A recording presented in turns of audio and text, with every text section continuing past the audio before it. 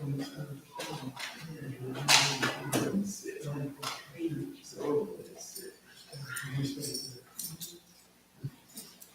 morning. Good morning. Good to see everybody here. I'm glad to have you here with us, of course. We're going to continue on in our topical study of the book of Hebrews.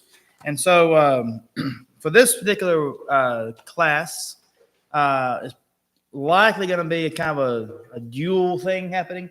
We're going to end with a few verses here about the glory of God and glory of Christ that's seen in the book of Hebrews. And then we're going to go into the types and shadows, or otherwise called antitypes of Hebrews, most likely.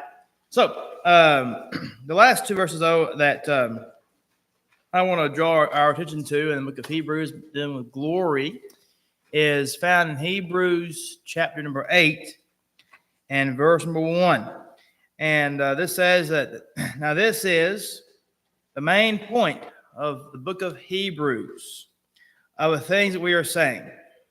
We have such a high priest who is seated at the right hand of the throne of the majesty in the heavens, and minister of the sanctuary and of the true tabernacle, which the Lord erected and not man. For every high priest is appointed to offer both gifts and sacrifices. Therefore, it is necessary that this one also having something to offer. For if he were on earth, he would not be a priest, since there are priests who offer gifts according to the law. Hebrews 8:5 says, who serve the copy and shadow of the heavenly things, as Moses was divinely instructed when he was about to make the tabernacle. For he said, see that you make all things according to the pattern shown you on the mountain. But now he has obtained a more excellent ministry, inasmuch as he also is a mediator of a better covenant, which was established on better promises. When you look at this section here in Hebrews 8, 1 through 6, of course, it's going to be a nice little segue into our types and shadows, which we'll use kind of Hebrews 8, verse 5 as kind of the jumping off point for that one. But when you look at the idea here of glory in verse number 1, we see that he is seated at the right hand of the throne. The idea here is, of course, this is an adjective describing God himself. He is seated at the throne of the majesty in the heavens. And so that's, of course, dealing with the idea here of glory. We understand then that why is Jesus sitting there as the high priest and as a son? According to this section all right here, what's the importance?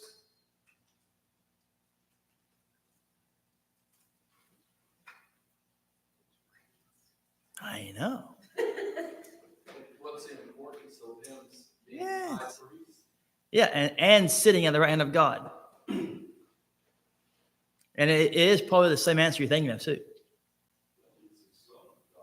Okay. That's his rightful place. Okay.